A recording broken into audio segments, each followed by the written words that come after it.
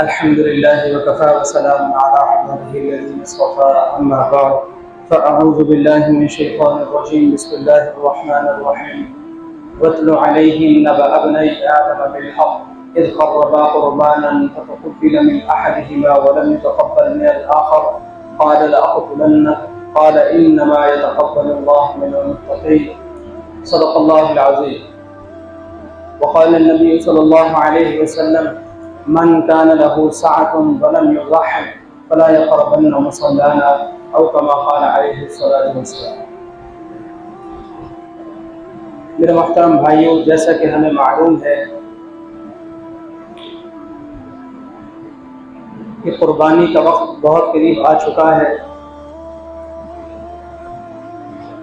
इस सिलसिले में हमें बुनियादी तौर पर इस बात का इल्म होना चाहिए कि कुर्बानी का निसाब क्या है, किस पर कुर्बानी वाजिब होती है, और हमारे माशरे में कुर्बानी से मुताल्लिक़ और कुर्बानी के निसाब से मुताल्लिक़ जो गलत फहमियाँ राइज हैं, हमें उनके बारे में भी इल्म हो। कुरान करीम के तकरीबन 78,000 अल्फाज हैं।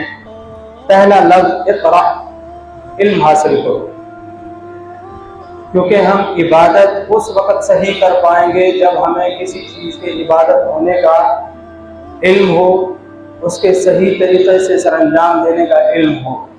तो इल्म के बगैर अमल सही तरह सरअंजाम नहीं दिया जा सकता। तो इसलिए पहली वही का पहला लफ्ज़ ही इस बात की बुनियाद है कि इल्म हासिल।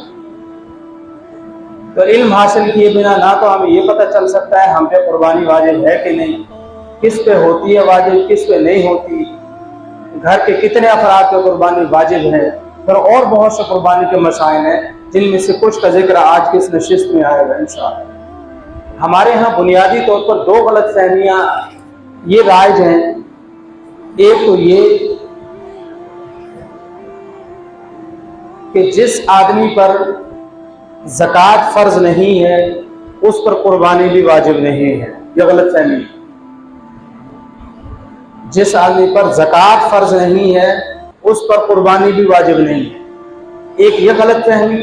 दूसरी गलत फहमी ये है कि जिस आदमी पर ज़कात देना फ़र्ज नहीं है गोया उसके लिए ज़कात लेना जायज़ है। दूसरी गलत फहमी ये बताई है कि जिस आदमी पर ज़कात देना फ़र्ज नहीं, तो हम ये समझते हैं कि चूंकि अब इस पर ज़कात देना तो फ़र्ज नहीं, लिहाजा इसको अब ज़कात दी जा सकती है, ये मुस्तहिक़ के ज़कात है, जबकि दोनों गलत फहमियाँ हैं। ज़कात का निसाब और है, कुर्बानी और सदक़तुल फ़ित्र का निसाब और है। ज़कात के निसाब में 4 चीज़ें शामिल की जाती हैं निसाब में, और कुर्बानी और सदक़तुल फ़ित्र के निसाब में 5 चीज़ें शामिल होती हैं। ज़कात के निसाब में सोना, चांदी, नकदी, माल तिजारत, ये 4 चीज़ें ज़कात के निसाब का हिस्सा हैं। जबकि सदक़तुल फ़ित्र और कुर्बानी के वजूब के लिए 5वीं चीज़ जो साथ फ़ुक़हा ने शामिल की है वो है ज़रूरत से ज़ायद सामान या उसकी मालियत। और हमारे यहाँ जो दूसरी बात राई है कि जिस आदमी पर ज़कात फ़र्ज नहीं है वो ज़कात ले सकता है, ये भी गलत फहमी है। असल में ज़कात के निसाब के हवाले से 3 किस्म के गिरोह होते हैं, 3 किस्म के लोग होते हैं। पहला तबका वो होता है जिनके पास ज़कात का निसाब होता है, उन पर ज़कात देना फ़र्ज है, लिहाजा वो ज़कात निकालेंगे अपने माल में। दूसरा तबका वो होता है जिनके पास ज़कात का निसाब तो नहीं होता लेकिन उनके पास कुर्बानी का और सदक़तुल फ़ित्र का निसाब होता है, इस वजह से उन्हें ज़कात देना जायज़ नहीं है, क्योंकि उनके ऊपर कुर्बानी भी वाजिब है, सदक़तुल फ़ित्र भी वाजिब। तीसरा तबका वो है जिनके पास न ज़कात का निसाब है, न कुर्बानी का निसाब है, न सदक़तुल फ़ित्र का निसाब है। ये वो लोग हैं जिनको ज़कात दी जा सकती है। अब ज़कात का निसाब क्या है? 7.5 तोले सोना अलग से, यानी सिर्फ सोने का निसाब 7.5 तोले, चांदी का निसाब अकेली का 52.5 तोले, नकदी है तो वो भी 52.5 तोले चांदी की मालियत के बराबर है। और तिजारत का सामान है वो भी इतना हो कि जिससे वो मार्केट में जाकर 52.5 तोले चांदी खरीद सके, तो उस पर ज़कात फर्ज है। लेकिन इसमें शर्त ये होता है कि उसके ऊपर साल भी गुजरा हो। ज़कात के निसाब में और कुर्बानी के निसाब में एक बुनियादी फर्क ये भी है, ज़कात तब फर्ज होती है जब साल गुजर गया, जबकि कुर्बानी वाजिब होने के लिए साल गुजरना शर्त नहीं। अगर कुर्बानी के 3 दिनों में उसके पास कुर्बानी का निसाब मौजूद है तो उसके ऊपर कुर्बानी वाजिब हो जाएगी। फिर कुर्बानी वाजिब होने के लिए जो बुनियादी शर्तें हैं उनमें से एक ये है कि वो मुसलमान हो, आकिल हो, बालिग हो, मुकीम हो। लिहाजा जो गैर मुस्लिम है उस पर कुर्बानी वाजिब है। जो अक्लमंद नहीं है, जी शऊर नहीं है, जो बेचारा स्पेशल पर्सन है, दिमागी तौर पर ठीक नहीं है, तो उसके ऊपर भी कुर्बानी वाजिब है। बालिग होना चाहिए। नाबालिग आदमी चाहे कितने ही करोड़ों का मालिक क्यों ना हो, नाबालिग बच्चा कितने ही मालियत उसके पास क्यों ना हो, उसके ऊपर कुर्बानी वाजिब नहीं। और इसी तरह मुकीम होना चाहिए। मुसाफिर के ऊपर भी कुर्बानी वाजिब नहीं है। हाँ, अगर वो मालदार है, वो कहता है चलो मैं सफर में हूं, कोई मसला नहीं है, लेकिन मैं कुर्बानी कर देता हूं, पीछे बच्चे करते हैं कुर्बानी, कोई हर्ज नहीं है, लेकिन शरीयत की तरफ से वाजिब नहीं है। और मुसाफिर के लिए 48 मील 77.25 किलोमीटर का सफर उसने किया हो और 15 दिन से कम रहने की उसकी नीयत हो, जिसे उम्मन 78 किलोमीटर कह दिया जाता है, तो वो एहतियातन है। वैसे जो 48 मील का सफर फुक़हा ने लिखा है वो 77.25 किलोमीटर है। इतने किलोमीटर उसने सफर किया और 15 दिन से कम की नियत हो, ठीक है, क्योंकि 15 दिन से जायद जब रहेगा तो वो मुकीम बन जाएगा, मुसाफिर खत्म हो जाएगा। और आखिरी शर्त यह है कि वो साहिब निसाब भी हो, मुसलमान भी हो, आकिल भी हो, बालिग भी हो, मुकीम भी हो और साहिब निसाब भी हो। जब ये 5 शर्तें पाई जाएंगी फिर आदमी कुर्बानी करेगा, तब उस पर कुर्बानी वाजिब हो। साहिब निसाब क्या है? ज़कात के बारे में तो 4 चीजें मैंने जिक्र की। एक बात हमें ज़कात के बारे में यह समझनी चाहिए कि जिसके ऊपर ज़कात फर्ज है उस पर कुर्बानी और सदक़तुल फित्र भी वाजिब है।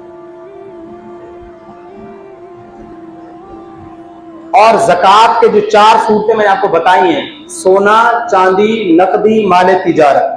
किसी आदमी के पास अगर ये चारों चीजें पूरी नहीं है, ना तो 7.5 तोले सोना है, ना 52.5 तोले चांदी है, नकदी भी इतनी नहीं है कि जिससे 52.5 तोले चांदी खरीद सके, और तिजारत का माल भी इतना नहीं है कि जिससे 52.5 तोले चांदी खरीद सके, तो फिर फुक़हा किराम फरमाते हैं देखा जाएगा तो उसके पास इन 4 में से फिर कितनी चीजें मौजूद हैं। अगर अकेले सोने का निसाब पूरा है तो समझ लें आम सी बात है कि ज़कात फर्ज है। अकेले चांदी मौजूद है 52.5 तोले तो भी ज़कात फर्ज है। लेकिन अगर किसी के पास सोना पड़ा ही आधा तोला या 1 तोला सोना पड़ा है, थोड़ी सी चांदी है, चांदी है ही नहीं, नकदी मालियत पड़ी है, या नकदी नहीं पड़ी तो तिजारत का कुछ सामान पड़ा हुआ, 1 तोला सोना है, कुछ तिजारत का सामान पड़ा है, या 1 तोला सोना पड़ा है और कुछ उसके पास नकदी पड़ी है, तो जब हम 2 चीजों का मजमुआ मिलाएंगे, यानी ज़कात अगर अकेले निसाब पे पूरी ना हो रही हो, तो फिर हम 2 चीजें या 3 चीजें या 4 चीजों का मजमुआ मिलाएंगे, अगर वो मजमुआ पहुंचता हो 52.5 तोले चांदी की कीमत को, तब भी ज़कात फर्ज है। चुनाचे फुक़हा ने लिखा है अगर किसी औरत के पास 1 तोला सोना है और उसके पास कुछ अपने पैसे भी हैं 2-4 हजार रुपए, तो उस पर ज़कात फर्ज है, क्योंकि 1 तोला सोना और जो उसके पास 1000, 1500, 2000 अपनी जेब खर्च में मौजूद है, या किसी भी मकसद के लिए उसके पास जो पैसे मौजूद हैं, जब हम दोनों को मिलाएंगे तो उसकी मालियत तो बढ़ जाती है 4 लाख से भी ऊपर। सोना का जो तोला है वो तो तकरीबन 4 लाख से भी ऊर शायद तजावुज कर चुका हो, या कम अज कम चांदी 52.5 तोले चांदी की मालियत से ऊपर है। 52.5 तोले चांदी की कीमत तकरीबन 1,60,000 रुपए बनती है। तो इस औरत के पास अब 1 तोला सोना और 60,000 रुपए दोनों को जब मिलाया तो इसकी मालियत बन गई 4 लाख से भी ऊपर, जबकि ज़कात तो फर्ज 52.5 तोले चांदी की कीमत। अच्छा, ये मैंने 1-2 जगह ये बयान और किया तो उन्होंने कहा ये बात तो आज तक हमने पहले सुनी नहीं थी। जो बात मैं कहूंगा मेरे पास उसकी दलील भी होगी, अगरचे आपको ना दूं, जिस किसी को बाद में शक हो कभी भी तो मुझसे पूछ सकता है, मैं किताबों के हवाले भी उसके सामने रखूंगा। तो जो बात मैं कहूंगा वो अपनी तरफ से नहीं कहूंगा, वो पहले मैं खुद उस बात की तहकीक करके फुक़हाए किराम की इबारात पढ़कर, मुफ्तियान किराम के फतवाजात पढ़कर मैं यहाँ के बैठ के आपके सामने की बात करूंगा। तो ये फुक़हा ने ही लिखा है कि उस औरत के ऊपर ज़कात फर्ज है, और उमूमन औरतों पे ज़कात फर्ज ही होती है, और ना देने की जो वाईद है वो सूरत तौबा के अंदर मौजूद है कि नबी अल्लाह ताला इरशाद फरमाते हैं कि जो लोग ज़कात नहीं देते कल क़यामत के दिन यही इनका जो निसाब है, सोना चांदी है, इनको जहन्नम में तपा कर इनके पेशानी पहलुओं को दागा जाएगा और कहा जाएगा हादा मा कनज़्तुम लिअन्फुसिकुम फज़ूक़ू मा कुन्तुम तकनिज़ून। ये है वो खजाना जो जमा करके रखते थे, ज़कात नहीं देते थे, लो अब मजा लो, चखो फिर जहन्नम का अज़ाब। तो ज़कात के बारे में तो चंद बातें ये थी, चूंकि हमने आज जिक्र करना कुर्बानी का निसाब, तो हम उसको ही मौजूद बहस बनाते हैं। कुर्बानी और सदक़तुल फ़ित्र का निसाब एक ही है। कुर्बानी और सदक़तुल फ़ित्र के निसाब में 5 चीजें: सोना, चांदी, नकदी, माल तिजारत और जरूरत से ज़ायद सामा। ये 5 चीजों का मजमुआ अगर किसी आदमी के पास हो या इन 5 में से कोई एक चीज हो तो उसके ऊपर कुर्बानी भी वाजिब है। अब सोना किस शक्ल में होना चाहिए? सोना जिस शक्ल में भी हो, वो जेवर की सूरत में हो, वो किसी बर्तन की सूरत में हो, किसी डली की सूरत में हो, जिस सूरत में भी सोना चांदी है वो सोना चांदी है। और इस तरह नकदी जो है वो नकदी अपनी जेब में पड़ी हुई हो, अपने अकाउंट में पड़ी हुई हो, किसी को धार दिए हुए हो, ठीक है, अगर उनके वापस मिलने की उम्मीद हो चाहे 10 साल के बाद ही क्यों ना हो, तब भी वो फुक़हाए किराम नकदी में शामिल करते हैं।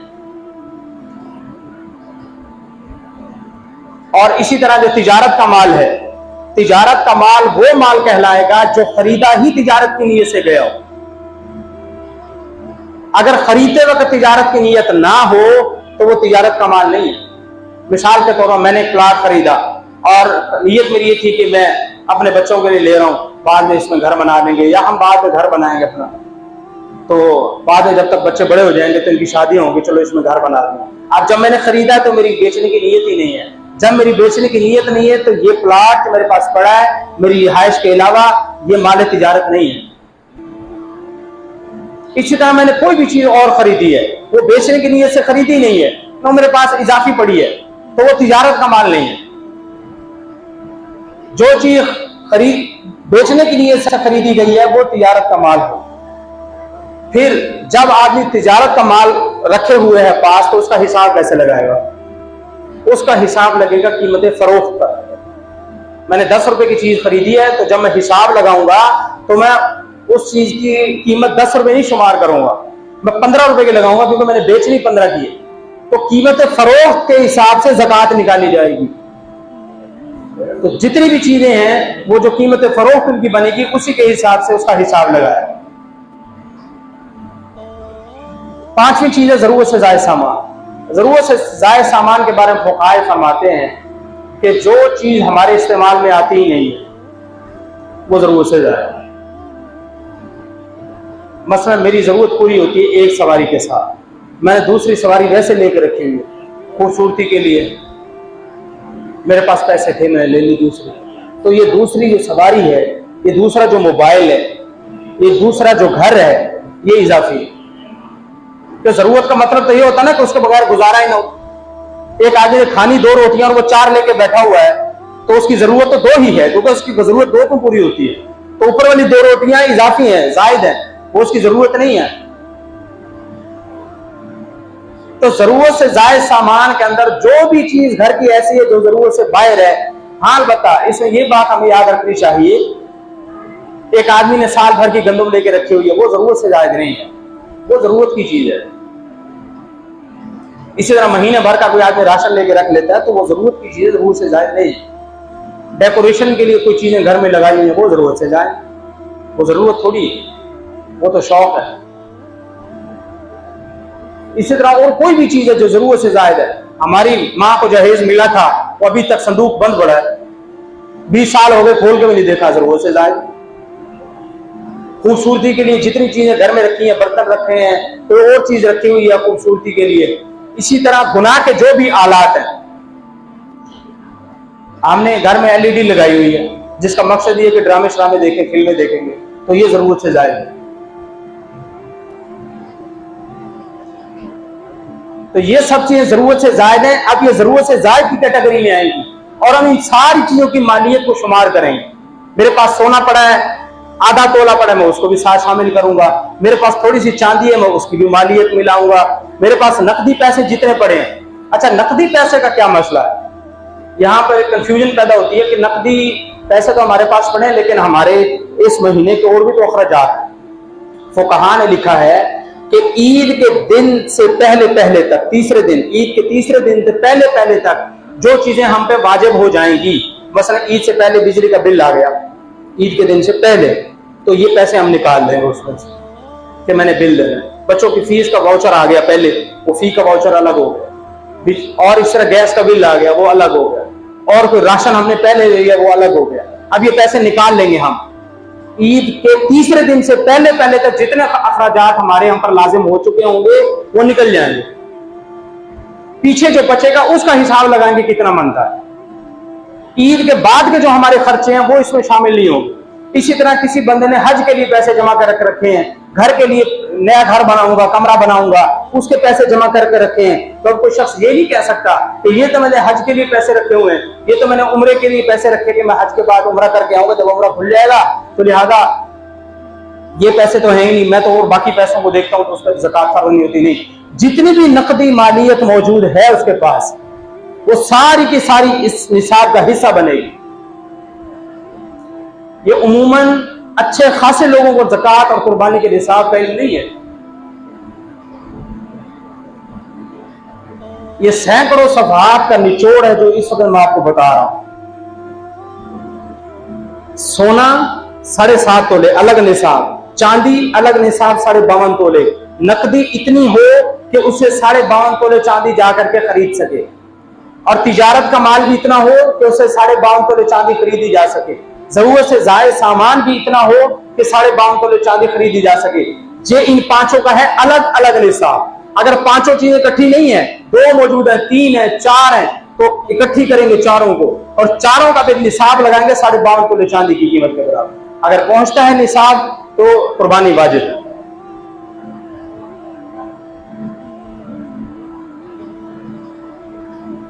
जिस तरह नमाज हर बंदे पर अलग अलग फर्ज होती है जब उस पर शर्तें पाई जाए नमाज के फर्ज होने की, जिस तरह रोजा अलग अलग फर्ज होता है घर के तमाम अफराद पे जबकि रोजे के फराइज की शर्तें पाई जाएं, ऐसे ही कुर्बानी भी अलग अलग लोगों पर वाजिब होती है जब शर्तें पाई। हमारे यहाँ गलत फहमी ये है कि अब्बा जी ने कुर्बानी कर ली, सबकी तरफ से काफी हो गए। पिछले साल वालिद साहब की तरफ से की थी, इस साल वालिदा की तरफ से कर देते हैं। खुद साहिब निसाब है, कुर्बानी कर रहा है अपने फौजशुदा वालिद की, उसके ऊपर तो वाजिब ही नहीं है, वाजिब तो खुद पर है, उसका सवाब अपनी जगह पे है, लेकिन खुद जो वाजिब छोड़ रहा है इसका गुनाह है। और इसकी वईद कितनी है। अल्लाह के नबी सल्लल्लाहु अलैहि वसल्लम ने शाह फरमाया कि मन कान लहू साअतुन वलम युज़हि, जो साहिब निसाब है, साहिब वुसात और साहिब गुंजाइश है, इसके बावजूद कुर्बानी ना करे, फला यक़रबन्ना मुसल्लाना, हमारी ईदगाह के करीब क्या लेने आए ना आए। भाई जब तुम मेरे कहने पे कुर्बानी नहीं कर रहा तो फिर ईदगाह क्या लेने आए? सिर्फ शौक पूरा करने के लिए? दीन शौक पूरा करने का नाम नहीं है, दीन तो इत्तिबा का नाम। जी चाहे ना चाहे, अच्छी लगे ना लगे, दिल के ऊपर छुरियां चल रही हो तो चलती रहे, लेकिन अल्लाह के रसूल की बात मान। तो दीन इत्तिबा का नाम है, दीन शौक पूरा करने का नाम नहीं है। इसलिए कुरान करीम में कहा कि सूरह बक़रा में या अय्युहल्लज़ीना आमनू उदखुलू फिस्सिल्मि काफ़ा, ऐ ईमान वालो, ऐ ईमान के दावेदारों, काफिरों को नहीं कहा, या अय्युहल्लज़ीना आमनू, ऐ ईमान वालो, पूरे के पूरे इस्लाम में दाखिल हो। ये अपने शौक की चीजें पूरी कर ली और जो चीजें पसंद ना आई, जिनके ऊपर दिल मुतमईन ना हुआ, उनको छोड़ दिया। ये यहूदियों के बारे में कुरान कहता है कि क्या तुम कुरान अपनी किताब के कुछ हिस्से पे अमल करते हो, कुछ को छोड़ देते हो? जो पसंद आया अमल कर लिया, जो ना पसंद आया, जो मुवाफिक न लगा तबीयत के, उसको छोड़ दिया।